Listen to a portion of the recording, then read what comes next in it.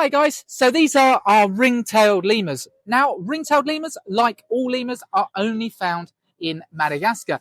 These ones specifically are found in southeastern Madagascar, in the dry thorny scrubs and forests of the southeast.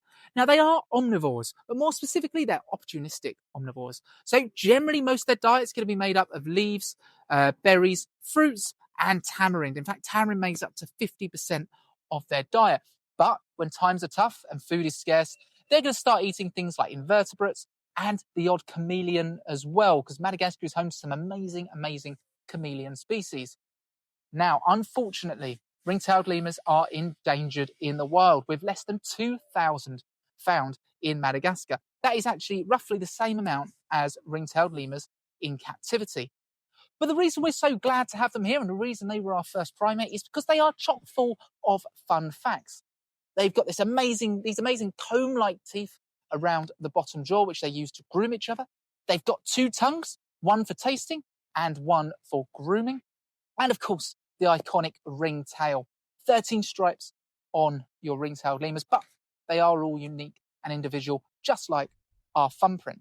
Now, there are lots of things affecting ring-tailed lemurs in the wild, particularly when it comes to conservation. Habitat destruction and fragmentation.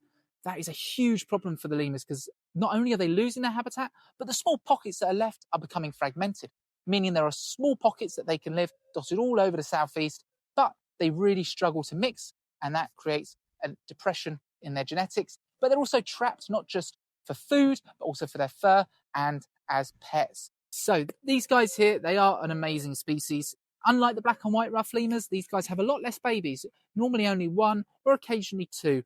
Now, how does a lemur get a mate?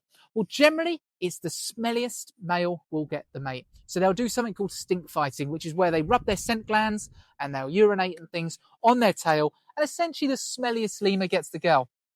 Now, just as a warning, this does not work with humans. And when it comes to movements, although they are a primate species, and we often associate primates as being up in the trees, these guys are a lot more terrestrial, spending a lot more time on the ground compared to, say, the black and white rough lemurs, which are going to spend a lot more time in the trees. So they are going to be spending up to 60% of their day roaming around on the ground, looking for food, and they actually communicate using their tails, because they're going to be in the tall, dry grasses of the Madagascan savanna. Those tails can be used to communicate as well. And when all of them are down on the ground, up to 30 of them trotting around on the ground, they do look a little bit like soldiers, which gives their group name as the Troop. But thank you very much, guys, and we look forward to seeing you around the park later on.